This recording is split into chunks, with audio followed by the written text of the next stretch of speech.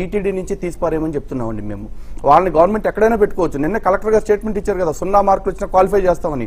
ఆ 0 మార్కుల కంటే బెటర్ క్యాండిడేట్లే కాబట్టి డెఫినెట్గా వీళ్ళని ఎక్కడో చోట అకామిడేట్ చేయొచ్చు. గవర్నమెంట్ ఆ స్టెప్స్ తీసుకోమనండి.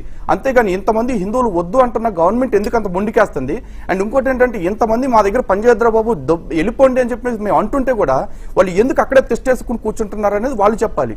ఇకపోతే నైతికత విషయానికి వస్తే, వాళ్ళ గ్రంథం వాళ్ళకి చెప్తుంది పాపము ద్వారా వచ్చు జీతము మరణము అని చెప్పేసి.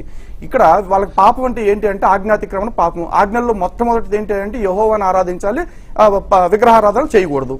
మరి 2 చేస్తున్నారు కదా వాళ్ళు ఇక్కడ. ఈ 2 చేస్తే పాపము.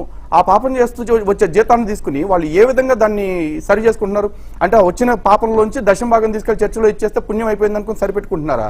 అంటే హిందువులు ఇవన్నీ చూస్తా కూర్చోవాలా?